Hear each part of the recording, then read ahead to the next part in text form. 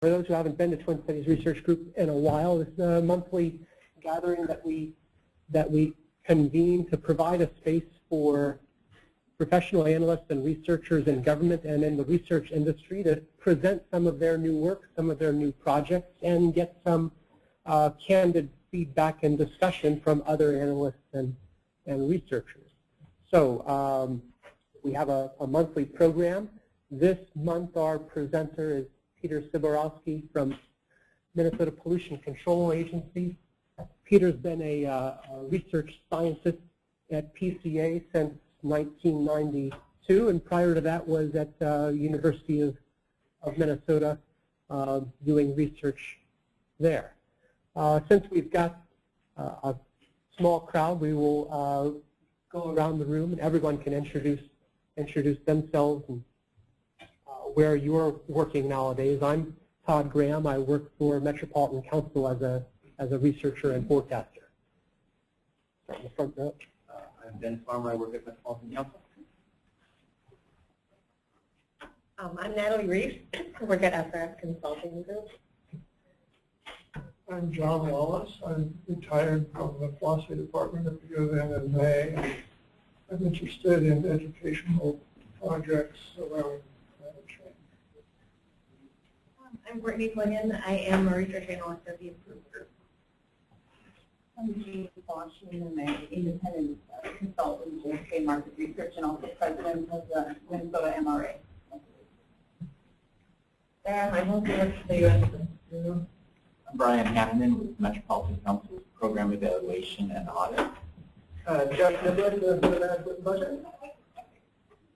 Peter Matheson with the Minnesota Compass Project and Wilder Research. Robert Hawley, David Dryman with Spartan National Pollution Control.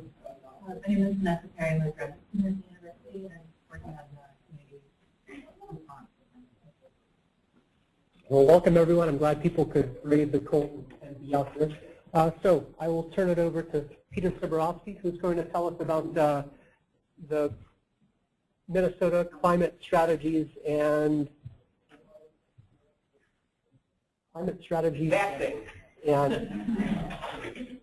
and opportunity and economic opportunities project, which is a multi-state agency collaborative that's been looking at Minnesota's carbon footprint and exploring policies and public interventions that could move the needle and maybe improve the efficiency of Minnesota's carbon footprint.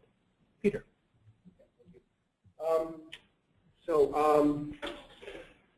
I have a whole bunch of slides. I wasn't clear how to do this. So what I'm going to do is I'll talk a little bit about this thing we call CZO, this Climate Strategies and Economic Opportunities Project, kind of fitted in. What this all is all about, though, is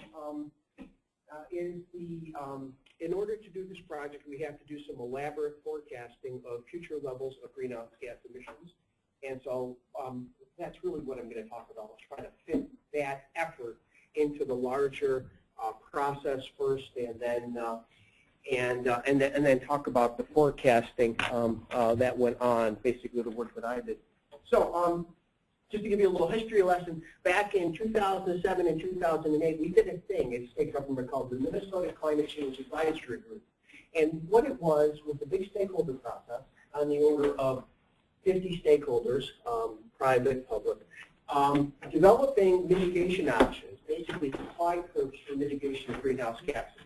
How much with any policy, how many tons of greenhouse gas emissions you could reduce and at what cost.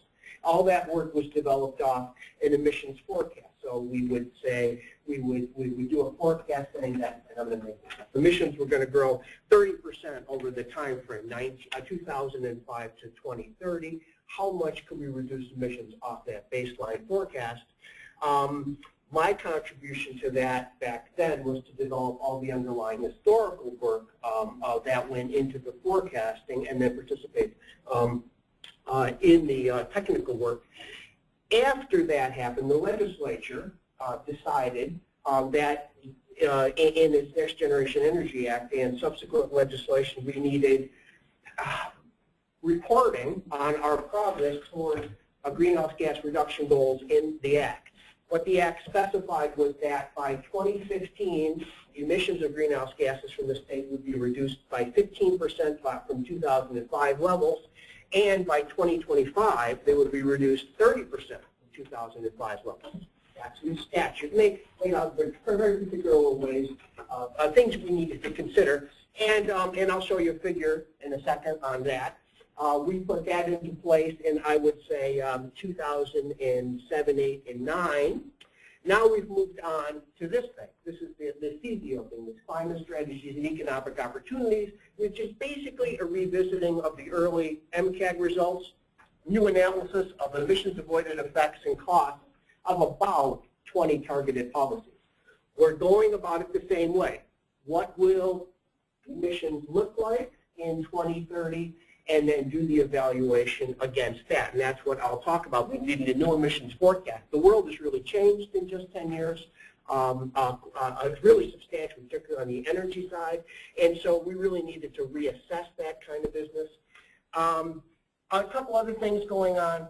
I mentioned to Todd a little while ago. The next step in all this process, and I'll find out more tomorrow actually, is we're going to be doing an energy futures project, which is basically to say how can we decarbonize Minnesota's energy system over the next 30 years that is converted largely, let's say 50% to renewable energy over a 30 or 40-year time period, something like that. But I'll find out a little more tomorrow about that. But this is an extension, same kind of theme. We have these emissions of greenhouse gases to the atmosphere. What kind of policies can we develop that can take emissions down from forecasted levels down to levels that are more consistent with these targets that are now in statute, in Minnesota statute? And then the other thing is the EPA has issued draft rules, draft guidance for what's called the Clean Power Plan. Every state's going to have to develop a plan for reducing carbon dioxide emissions, important greenhouse gas, from its existing power plants. And this is all the plan, and our estimations of compliance will be based again on forecasts of when we think emissions are going to go from the electric power sector. So this work then feeds into our regulatory processes. So that's a quick history lesson. This is just our mandated reporting to the legislature. And what this is, really quickly, is the blue diamonds are historic emissions of greenhouse gases to the atmosphere. They're in a unit called CO2 equivalent tons. Okay, generally at 160, 165 million tons a year.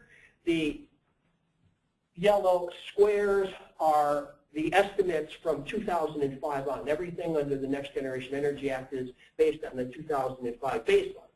Okay, so this is our target level for 2015 under the Next Generation Energy Act. We should be at something like 140 million tons, a little more than that at that point. And this is where we are as far as our reporting goes. I should just, with a caveat, that number right there, we're less confident of that. Xcel Energy blew up Sherburne County 3, its generating unit, the year before, and so one of the 3 largest coal generating units in the state, the combustion of coal is one of the really important contributors of greenhouse gases to the atmosphere. That unit wasn't operating, so it's possible that number is artificially low.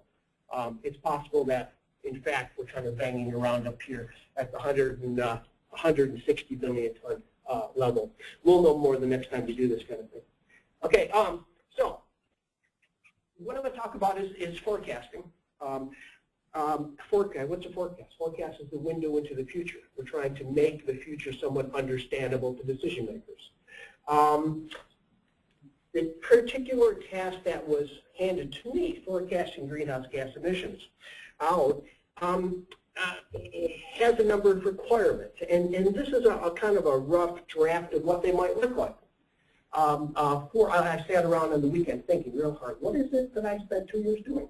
And I thought, and this is what I came up with. One is to get all the linkages right between emissions and energy engineered systems and economic systems. Okay, linkage between economic systems and engineered systems, and then engineered systems and emissions. Okay? I spend most of my time working on the intersection between emissions and engineered systems. So by completing that whole chain of logic, getting the linkages right between present day and historical emissions on the one hand and future emissions. And by that I mean this, is that what we're talking about is a large-scale systems change here. Change is limited by grid constants, how fast systems evolve. Some systems turn over rapidly. Some systems change very, very slowly. They have very long characteristic times for change.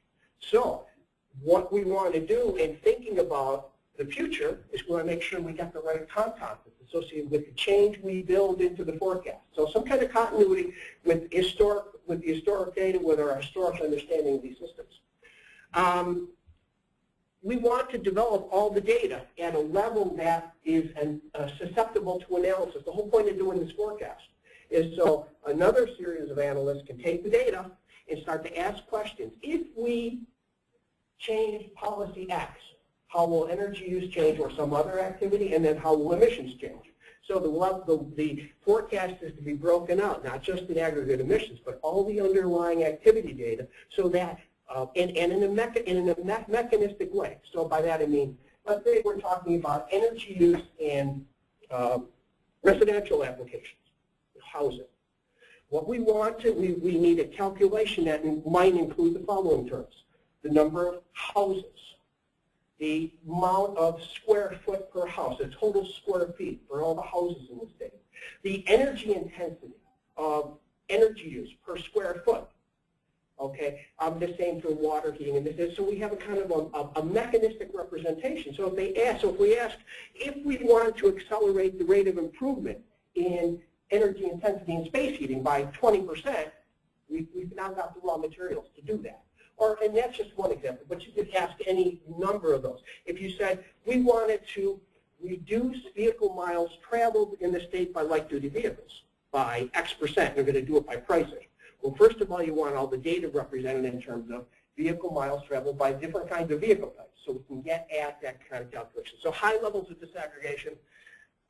One of the requirements of my management, make sure you account for all policies that are currently in place, and make sure you represent that. So an example would be we have a thing called the Renewable Energy Standard in the state for electric power.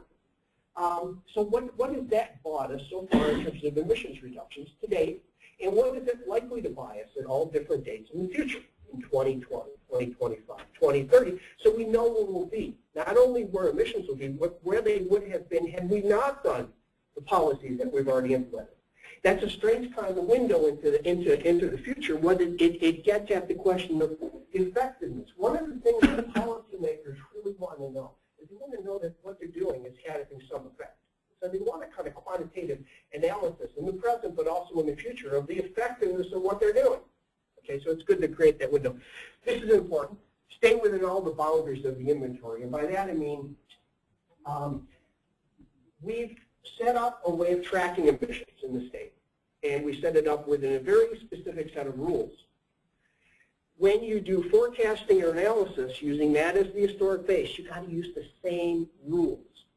Because everything is kind of done on a normative basis. It's a percent change against the inventory. It doesn't matter too much whether the inventory is objectively exactly correct. What you're interested in is indications of percent change from a policy. So if you've got my VMT, it reduces emissions in transportation by about 20%. It's not that it reduces to 20.376.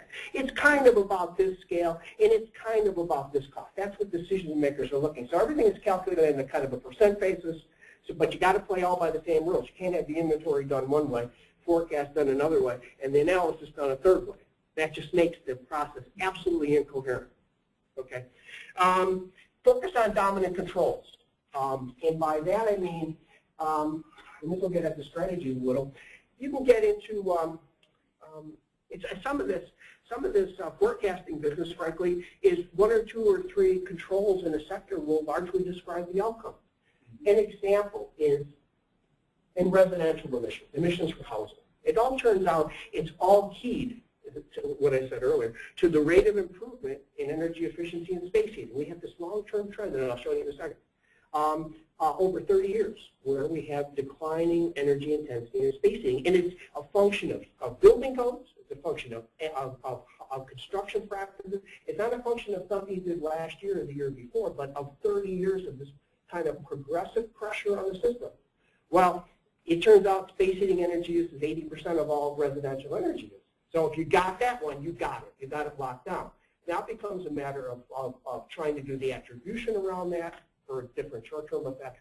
But the point is, once you've got that dominant control, the forecast becomes relatively intelligible. It becomes intellectually manageable, is what I'm saying, because it all reduces down to one term, and then you just resolve the one term.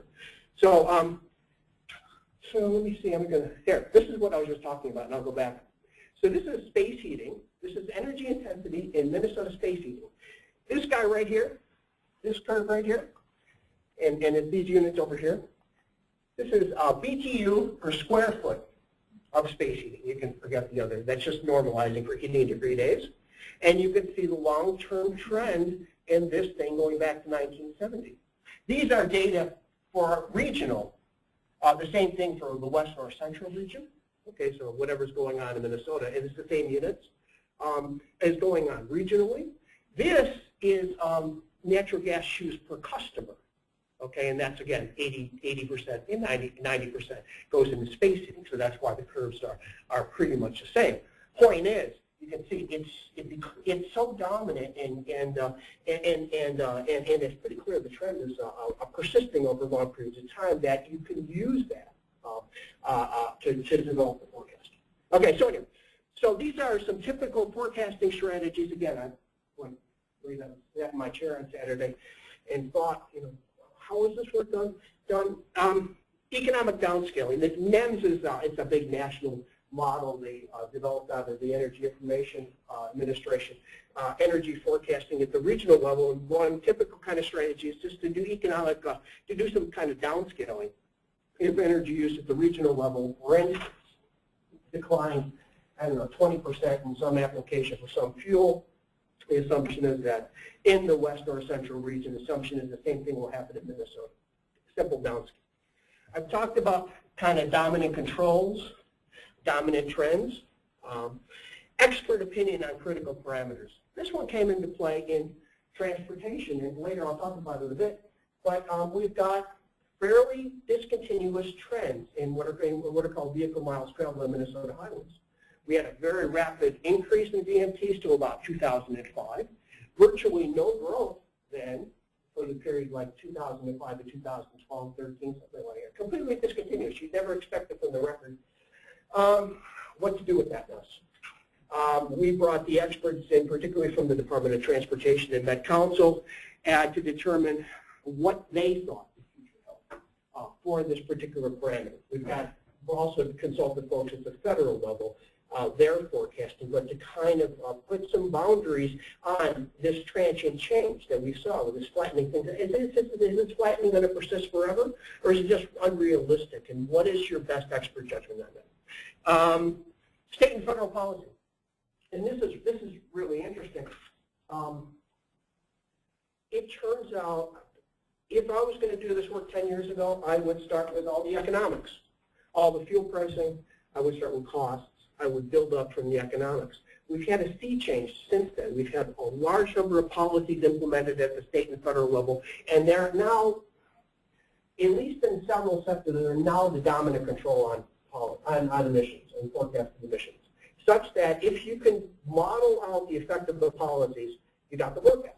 They're that dominant. So an example would be CAFE standards in light-duty transportation. It turns out it pretty much doesn't matter what the rate of growth is in vehicle miles traveled, because you've got such an enormous efficiency improvement coming in vehicles because of CAFE standards. It overwhelms everything.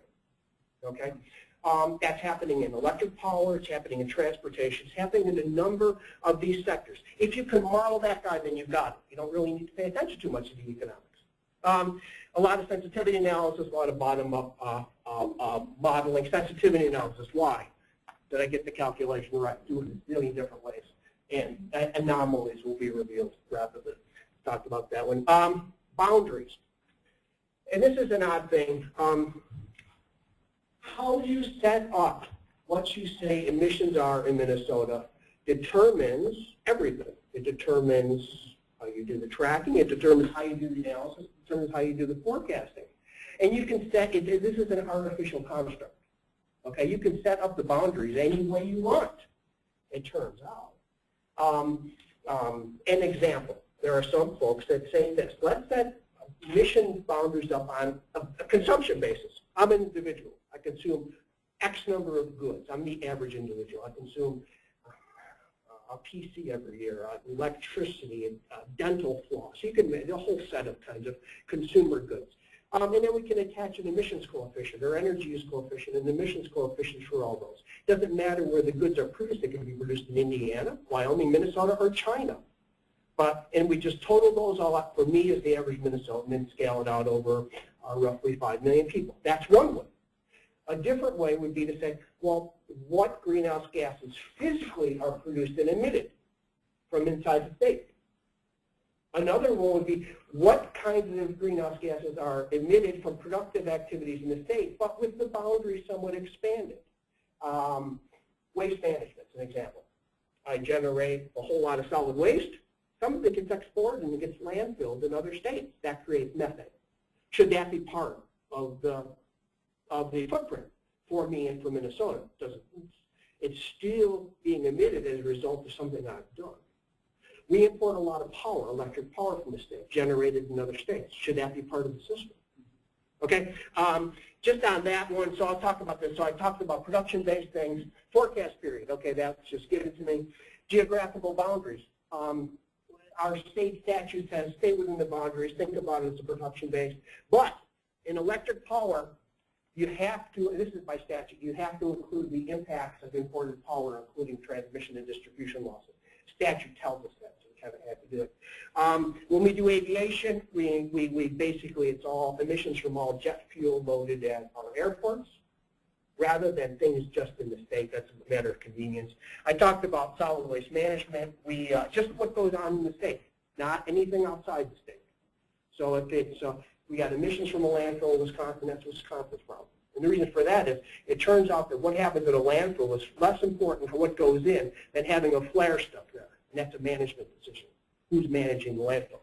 Biofuels. Some folks say, you make all those biofuels in the state, you ought to take credit for the emissions avoided from the consumption of that in Pennsylvania, Rhode Island, and California.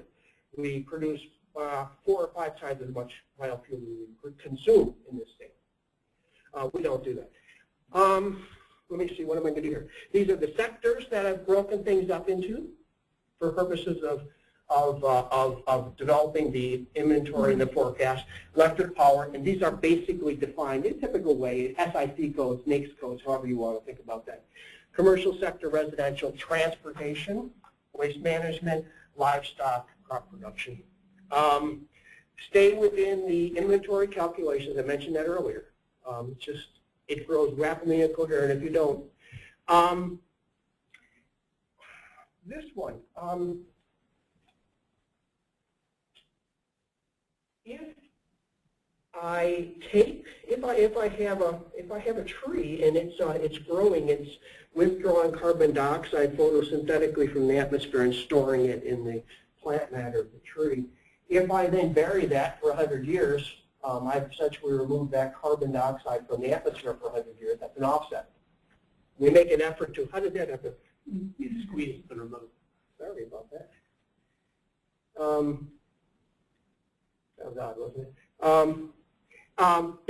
And so we try to do that. It becomes a really hard problem though, because you have to begin to try to forecast the fate of all terrestrial carbon. Let's say for that tree, I have to know, is that tree going to, in fact, how should I say, rather than being cut down and stored away, is it going to be harvested next year or 10 years or 30 years? The date of harvest makes a big difference in the calculation, and the fate of it makes a big difference. So if you saw the paper the other day, last Friday, the calculation out of the Institute for Environment said we've lost 125 square miles of trees through to deforestation from 2006 to 2013. And I just did a quick calculation. It looked like that might be 12 to 18 million tons of carbon dioxide. Pretty big number. need to get at that kind of land use change. Let me think. Okay, so I've talked about all that. So now I'll show you some pictures to try to take you through a little of this. I'll show you just electric power, transportation, and industry because we don't have a lot of time. And I selected these because they're interesting and they illustrate some of the issues here. So this is the emissions trend for transportation. Remember, earlier I said we want to think the continuity between historical emissions and forecasting. We don't want some large, we want the understanding of this window into the future to be largely consistent with, this in terms of what the dynamics going on. So what's going on here? So one thing is we see emissions peaked in about 2005 in electric power, have been declining since. They're about 12, 13% below peak levels as of here. What you have is everything from here down is in-state emissions, and this is the emissions associated with net imports of power from out of the state. If we take just the in-state piece, emissions are down not quite 20% from peak levels. So things are really changing. You'd never predicted this 20 years ago. Never in a million years. That in fact, this kind of thing would happen. It turns out that of this, maybe half of it results from renewable energy development, and maybe a third from energy efficiency improvements.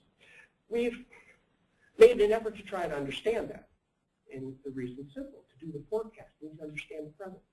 And so made a lot of effort to do the historical reconstruction. So the thing I just showed you is from here down to here. These pieces at the top, this is the counterfactual. What would have emissions have looked like had we not implemented the policies we did in electric power? I'll go through these quickly.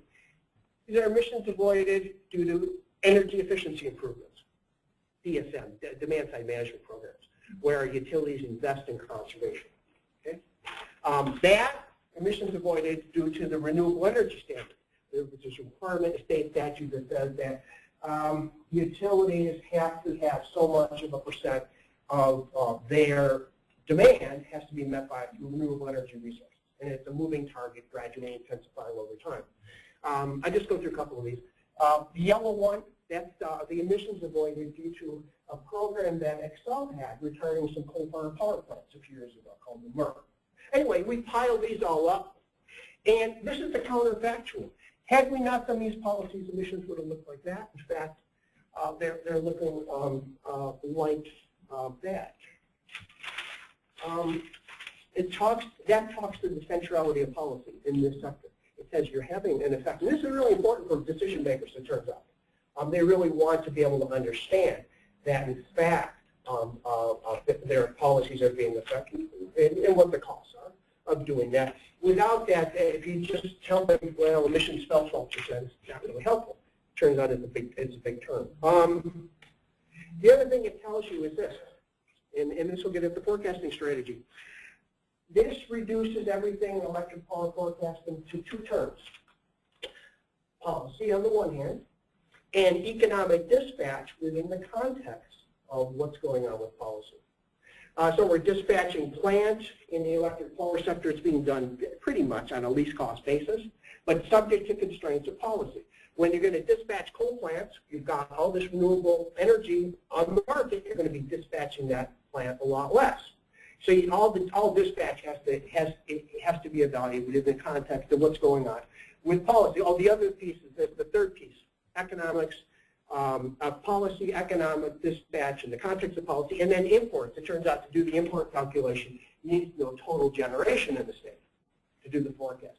You take total generation of nuclear and renewable sources, nuclear and fossil sources, do the forecast for renewable energy production under state policies. Okay, that has to meet demand. The residual that you can't meet within state resources becomes net imports. So you got those are the three pieces, basically, in this kind of a forecasting effort. So let me just read here a second. Economic dispatch. For that, in fact, what we did is the utilities each year. The utilities in the state, the largest 9 or so, do economic dispatch modeling, as it turns out, subject to the constraint of 100% compliance with existing statute, with the demands of existing statute. We chose to use their results in our analysis simply because the electric power sector is highly regulated. Decisions aren't always made on a pure cost basis or many other factors, and they know their systems better than anyone else. So simply we used their dispatch model for nuclear and fossil sources to get us the one term. Again, subject to the constraint that of 100% compliance with existing law. For the renewable energy piece, we know the requirements of statute. I developed a series of simulations of renewable energy development. I'll show you the results of that in a second, out to 2030 as a way to get at that piece of the puzzle. They're in statute and by Public Utility Commission rule, this whole series of rules governing compliance. What is 1 unit of renewable energy credit worth? What kinds of energy sources qualify? Can these things be banked? When do they lapse? What's their shelf life? Where can they come from? Can they come from any state in the country or just a few states? There's a whole series of those kinds of rules. Set up the simulation to meet the requirements of all the rules, distribute energy development appropriately. Did it happen in Minnesota, Wisconsin, wherever? Because we only care about what happens in Minnesota. In this particular way, the way we set this inventory up and the forecast up, just take that piece that gives us this. To do the calculation of imports, you need to know something about future retail sales. Again, utilities know that better than we do. Simply took utility demand forecasts. And when you're thinking about the emission rate from imports, as it turns out, I showed you Minnesota's electric system is what's called decarbonizing. Its emission rate per unit of electric generation is declining. We're using our coal plants less, we're using more natural gas, we're using a lot more renewable energy that are not emitting. The same thing's happening everywhere in the country. And it will continue to happen everywhere in the country. So it's a declining rate of emissions from our imports as well. So you need to do that forecast. And we simply grab that from a forecast out of the Energy Information Administration. They do CO2 forecasting at a regional level, and we simply try to use the same exporting region as we use in our emission inventory. We got about 30, I can't remember, I would say maybe, I'm going to make this up a little, 20% decline in emission intensity over the forecast period from the exporting region, but don't hold me to that. That's just kind of a vague memory I have. So this is the forecast. This is the way it comes out. Everything on this side of the line is the historical stuff that I've already showed you. And this is the way the forecast works out to 2030. Now I should give you one, I'll talk about it in a second, but let me give you the caveat first. And the caveat simply this is these numbers were done and finished up early in 2013. They're almost certainly wrong. They're almost certainly wrong in that the world has changed dramatically even since then. These are going to go lower. I can't tell you how much lower, but we've had a whole series of developments in the electric power sector. You read about solar gardens today at the business pages of the Strip. No one in the world thought we'd get 400 proposals for community solar gardens. We've got 900 new megawatts of wind that was approved by the commission. About 500 megawatts of new natural gas combined. A whole series of developments. These numbers are going, Excel came in with its IRP, these numbers are going lower. So that's the caveat. This is going to change. We're going to be redoing all this stuff for the Clean Power Plan, and that's all I can tell you about it. So what this is these are emissions. This is this million CO2 equivalent tons. This is from coal, gas. You can see emissions, coal are going down just slightly in the forecast. Again, this will be going down. This accounts for all coal plant retirements and all that kind of thing. Gas, you can see gas, natural gas is coming on like gangbusters in the future, just like it's been coming on the last 10 years. There was a bunch of smart folks to Princeton. I remember reading the paper in the mid-80s. He said, oh, up to that point, folks have been combusting gas in just simple cycle gas turbines. They said, well, what if we took the waste heat from the steam turbine and it just ran it through the gas turbine or vice versa? And the utility said, hey, that's a great idea. And they came up with a design that took the efficiency of a gas-fired power plant from about 30% up to now in the low 50s. Okay, and that was the big that was the big change that made this thing possible with that technical change. This becomes the import total. We become less dependent on imports in the state as we generate more and more electricity in the state. This is generation. This is all the underlying information. This was emissions. Emissions. That's what's coming out of the stats. But this is power. This is power generation. This is energy. This is megawatt hours. Over time, growth. It's a little less than 1% per year. Retail sales growth over that time period. It might be 0.8, 0.85, something like that. I can't remember what exactly the compound rate of growth is over that time period. But this isn't a shiver in the dark, turn the lights off kind of thing. It's very kind of conventional. The retail growth numbers are from the utilities. So even though we've got large-scale growth, emissions flat. And the reason for it is that guy. What this is net generation, in-state plus imports up here. And you can see the big changes that you're seeing here with natural gas, here with wind power.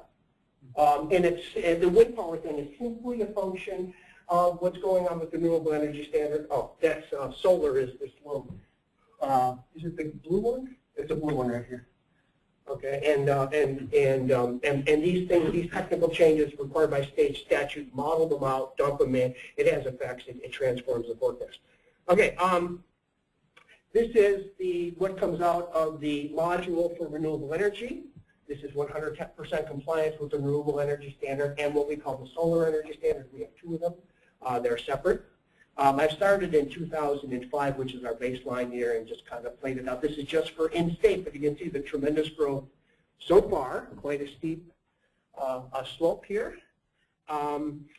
You haven't heard too much, you don't have too much in here. Most of the utilities are in compliance with the RES already due to what they've already built, as it turns out, or what they've committed to. But when you get to around 2020, 2025, then they move rapidly out of compliance, and you get a large construction and bring them back into construction and compliance.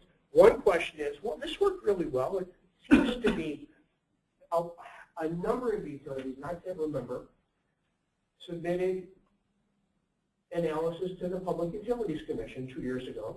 And quite a number of them, and I can't tell you how many, but I think quite a number of them said that they were meeting their obligations under this at very low cost. There were several that said it was very high cost, but it was kind of a mixed bag. This is not breaking the bank doing it so far, the analysis and suggestion. So anyway, and this is the last one I'll show you. There's one more after this. So this is the same thing, but what I've done is, you remember this piece over here. I showed you that before. That's emissions plus emissions avoided. Emissions avoided for these pieces here. Well, we play the same game going out in the forecast. What would the forecast look like if instead of evaluating the forecast given the implementation of current policies, we assume that none of those policies happen? And the top line there is essentially the result. Emissions would have been on the order of 78 million tons in the present. Why is this important? Because we're interested in the time constant of change in the system. How rapidly does it change, and in kind of a scaling argument, and by about how much? One of the things we had to evaluate was, if we implement the Clean Power Plan for EPA, do we think over a 20-year period we can get a 5% reduction, a 20% reduction, a 50% reduction? By doing this, it became clear that a number like 20 to 30% over that time frame is realizable. But we would never know had we not gone through the exercise of developing the counterfactual.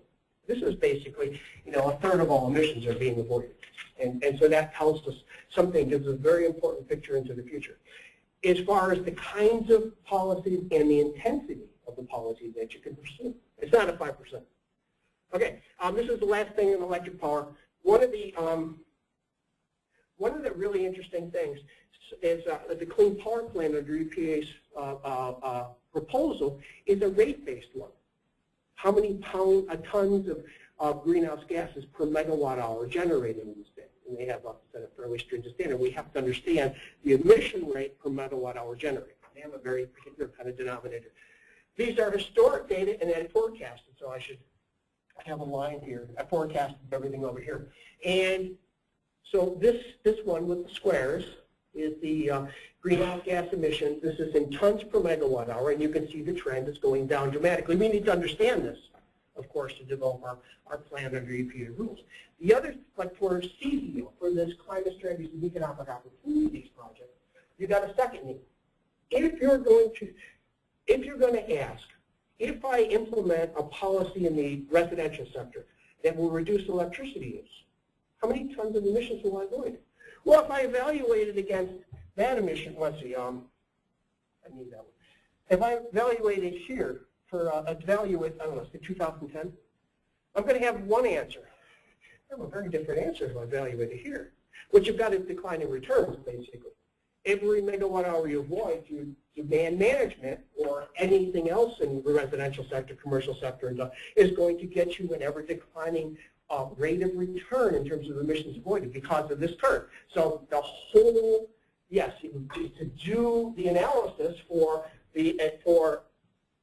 policy options in other sectors that involve electricity, first you've got to go through this and develop all this analysis to give you the background rates of what you might avoid by doing it. Do you see that? Okay. So that was electric power. This is transportation, and I'll go play the same kind of game with you. That's historic. And you can see emissions have peaked about 2005 and started declining. This is a price effect, almost exclusively. Price of fuel went through the roof. People stopped driving so much, and they started to invest in fuel-efficient vehicles. That is, the fuel efficiency of new vehicles, particularly on light-duty vehicles, started to increase about 2005, and emissions started to decline. Here's how we did this is the strategy used, and I'm just going to combine these into an equation for you. We took VMT growth, we know where we are, and we forecasted out total vehicle miles on the highway. We distributed vehicle miles on the highway by vehicle type. We used some forecast information from the Energy Information Administration at the regional level to do the distribution. A heavy-duty commercial truck is a big energy user. Uses 5 times as much energy per mile traveled than does a light-duty truck or a light-duty car. So you need to know how it's distributed. We need BTU per vehicle mile, 5 vehicle type, okay, for the same reason. We'll generate total BTUs, and we know the emissions rate per BTU or vehicle miles traveled. Give us our answer. So those are the terms basically we're using for highway highway vehicles. For aviation, we're using enplanements, trip length, and energy use per mile traveled as a way to get at emissions associated with aviation. I won't dwell on this one, just on the top one. This is how the forecast comes out. And what you see here is, and it's all dominated really by this term here, light-duty vehicles. You see a nice linear trend in declining emissions that's reasonably consistent from the trend from, say, 2005 or a little bit before. What's going on here? This is simply modeling out of the corporate average fuel economy standards that have been implemented 2010 and 11 at the federal level. That is and I can't tell you exactly how this goes, new car fuel economy, new vehicle, new light-duty vehicle fuel economy is at 38.6%, 6 miles per gallon, I think, as of 2030. Okay, right now it's somewhere, this is for all light-duty vehicles, right now it's about 24, something like that. So it's a big change. It turns out it's the dominant term in the whole calculation. In this calculation, you have 2 terms. Vehicle miles traveled, which increased in the forecast on the order of, I want to say, 18%, something like that. And fuel economy, which increases 50%. Okay, so you can see right away the gain in efficiency overwhelms and wipes out any increase in emissions associated with vehicle miles traveled. If you get the fuel economy calculation right, you got the forecast right. It's relatively insensitive to just about every other term that's out there. This is fuel economy. Okay, this is forecasted fuel economy. This is taking the information from the Energy Information Administration and doing some subtle transformation for our fleet. But this is for the light duty fleet. And you can see we start at about 20 miles per gallon in 1990, maybe 22 here, and this is average on road. This isn't new vehicles. This is average on road, moving it up almost to 35. The dominant term, get this right, we've got the forecast right. This is heavy duty vehicles, but less movement, but it's proportionally speaking, it's still pretty, this is the scale for heavy duty over here. I had to put them on two. You can see we have a factor of 5 difference, so we need 2 different scales in order to plot these out. So this is a little sloppy spaghetti chart. I talked about sensitivity analysis, and for each of the sectors, try to develop sensitivity analysis. This is the sensitivity analysis for the transportation sector. This is emissions. Okay. This is the vertical axis. This is over time. So from here on over is forecasted emissions. And what I'm doing is varying 3 terms. Vehicle miles traveled, from a decline in vehicle miles traveled to about a 20% increase. Fuel economy.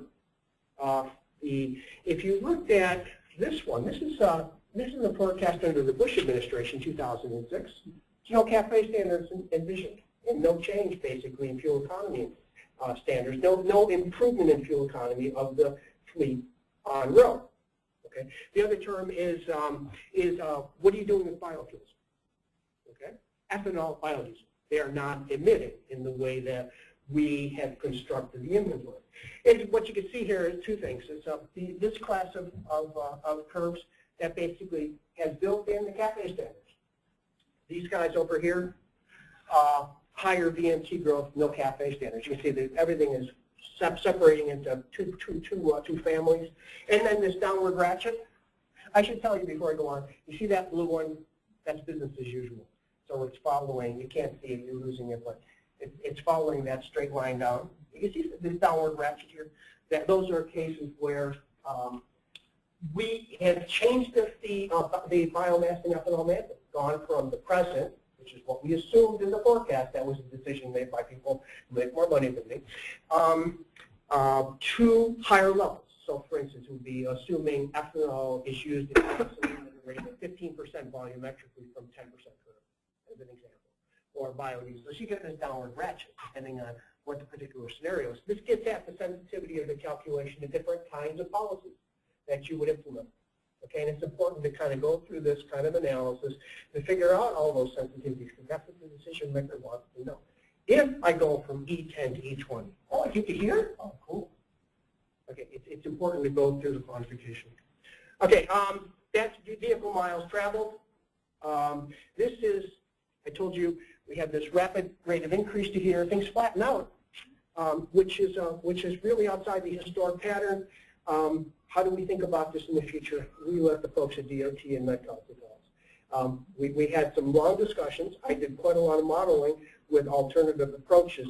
In the end, we decided that we thought that vehicle miles traveled would grow, but grow at a substantially reduced rate than, historically speaking, about 0.8% per year. And we built that into the forecast as our best guess as to what might happen. It's reasonably consistent with the federal forecast. I think it's actually a little less than what the feds are forecasting. Okay, this is just energy use into transportation. I won't talk about this too much. I don't talk about it at all. It's just following the same kinds of curves that you've seen. Okay, this one. So if we're, and this is for Todd, I think, if you're doing land use planning, for instance, and the principal effect of land use planning is to reduce vehicle miles traveled, there's going to be an emission reduction associated with it. But that emission reduction is going to vary all through time, depending on the carbon intensity of the underlying system. It's very much like the electric power system. You have to understand what the rate of emission is per vehicle mile traveled or vehicle mile travel avoided is to do the calculation. So what I've done here is let's concentrate on this one. This is all highway vehicles. We start over here, and we have an emission rate. This is pounds per vehicle mile traveled, about 1.25. As we move through the forecast period, let's go here. We're somewhere around 1 in the present. and we're down to about 0.75 when we get out to the forecast period. So again, you got the diminishing returns. If you're going to do land use planning or things that affect vehicle miles traveled, you're going to get less of a result. When you do the modeling, you have to build this kind of systematic change into the system. That's all that does. Okay. Industrial sector. I'm just going to, two things of interest. This is the last one I'll talk about. Two things of interest. When we develop this, industrial sector forecasting is really hard because every state is different. You have to start with the peculiar composition of your particular industrial sector. We have iron ore mining. Basically, no one else has iron ore mining, at least at the scale that we have, as an example. We have an awful lot of ethanol. We'll never find that in Rhode Island. So we have very little in the way of steel production as opposed to Illinois. So everyone's different. You've got to start there. What we did is we took our present industrial structure and grew these major this list right here is basically the list of our big emitting industrial subsectors. Food, wood products, paper pulp, ethanol, oil refining. You can read the rest. We took the average annual growth rates for energy use from those at the regional level. That's developed by the Department of Energy, Energy Information Administration, but applied it to our particular industrial mix.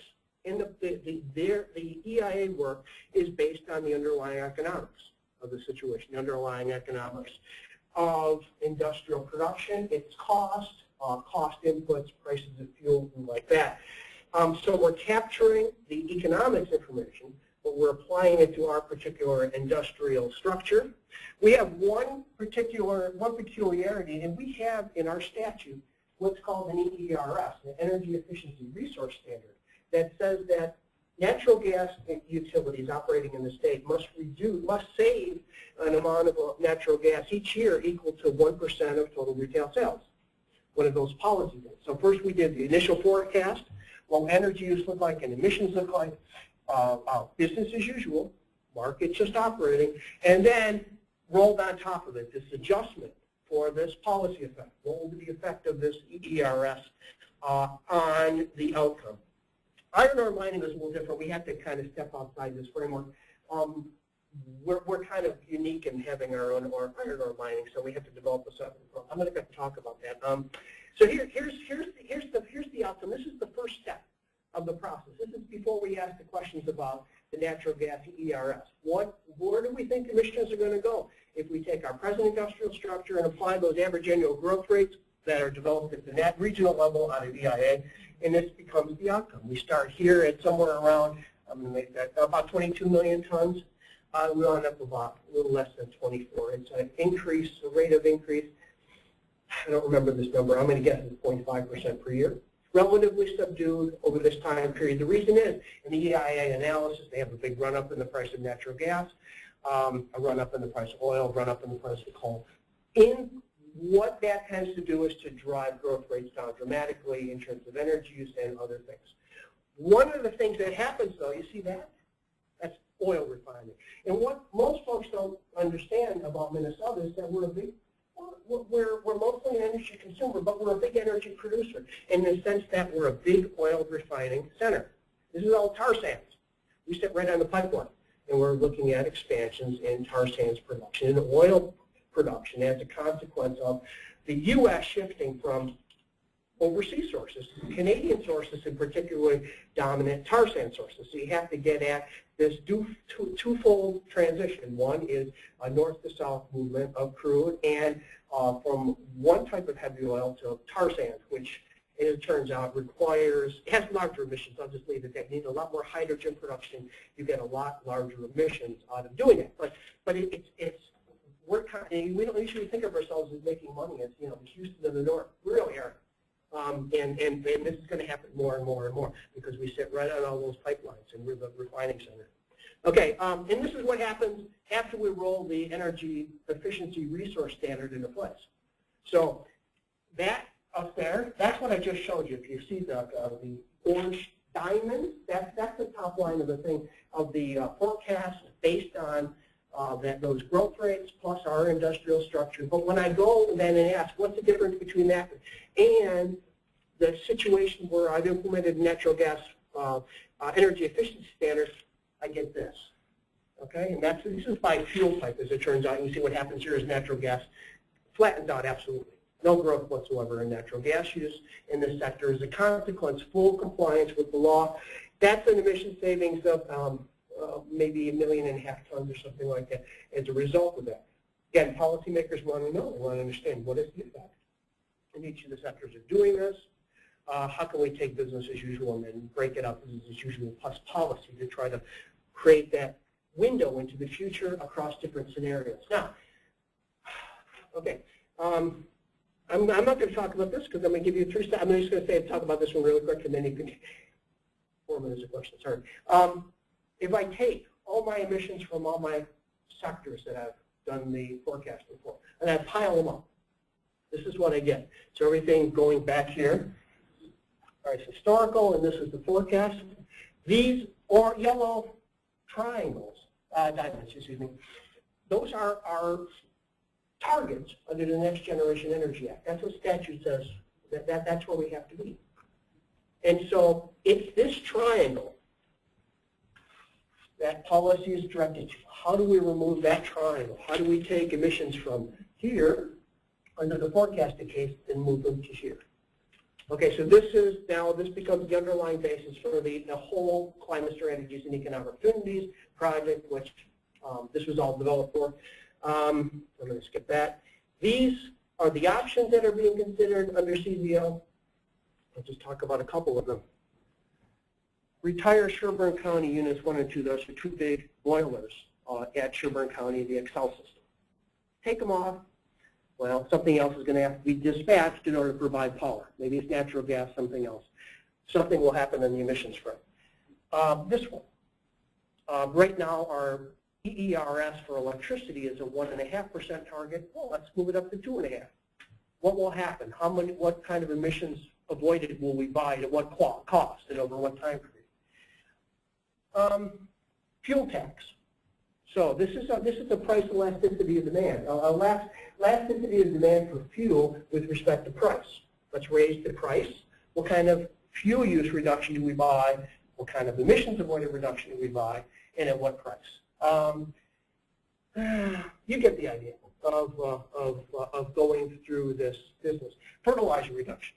Let's use less fertilizer. We get less emissions of N2O from growing our corn.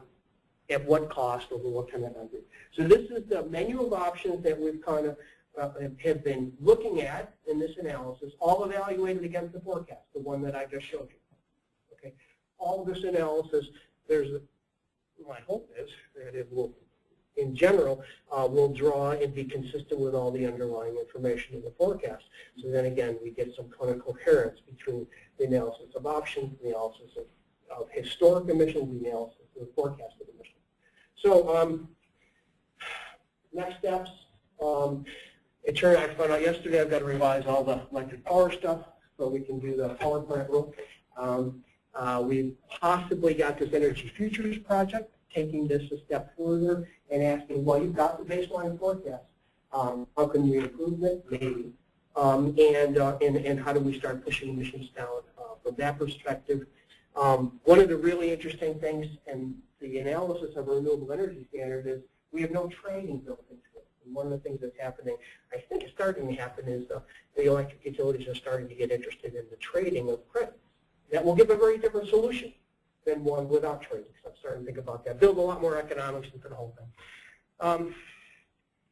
Yeah, 30 seconds. Good question. I know I went on. I'm sorry. It's this enormous, sprawling 2-year project. It's just, and I've only told you a tiny little, just the surface of it. And but I wanted to give you a flavor. Do you have anything? I can hang around. Over those 2 years, can you get into some more of the details around the actual research steps? Was it more of a meta-analysis of other government agencies and their forecasts, or has it been first-party data collection going on throughout the state? Just kind of more details on. Yeah, I cheated a little in that I did a little of this work for a project in the early 2000s, and so was aware of this business I mentioned with the dominant controls on some of these things. for instance, I had developed that analysis for the residential sector, the one I showed you with the declining intensity, 15 years ago. So I had a little head start in knowing how to pursue it, knowing that a whole set of things could be discounted, some couldn't.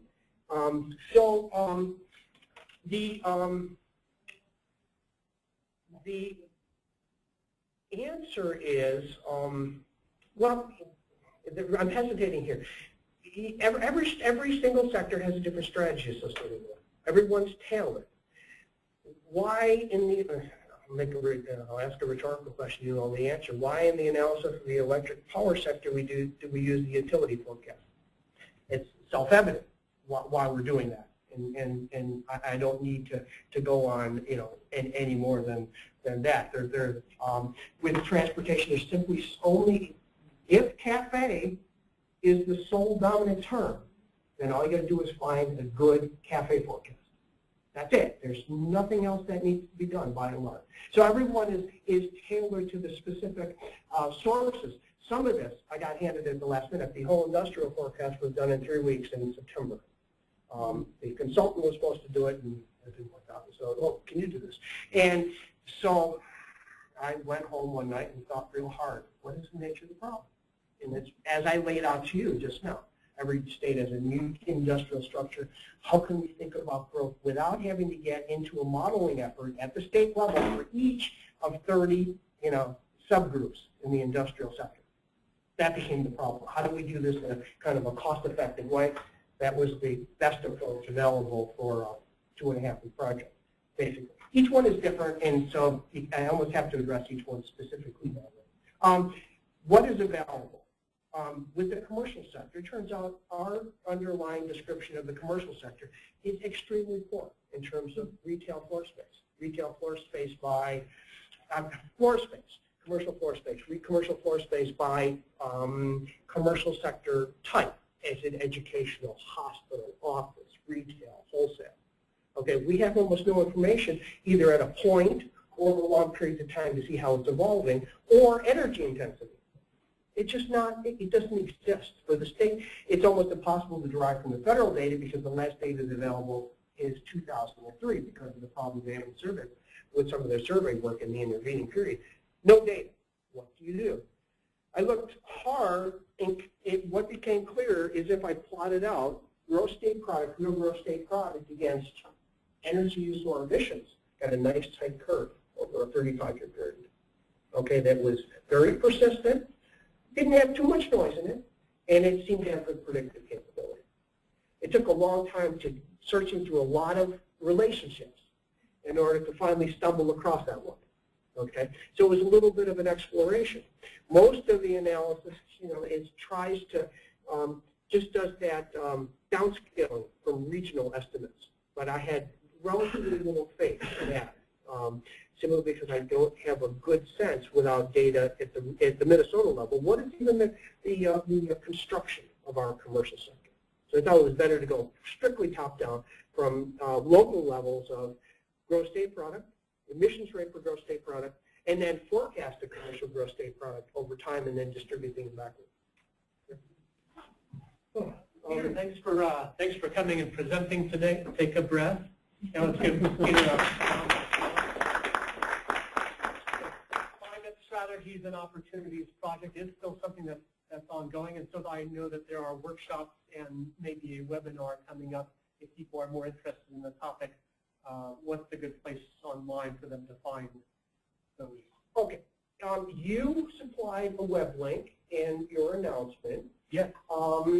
And so they can go to your initial email, but if you go to the website for the environmental initiative and you look under projects and then you look under CZO, you'll find the documentation. So for this particular part of the analysis, I want to say 7 out of the 8 sector forecasts are downloaded there, so you can read the text of how all this stuff was done and see the results. Okay, those are in PDFs. So thank you all for coming. We will see you at the next TCRG. I think Wilder Foundation does need us to clear the room pretty quickly. But thanks for coming today.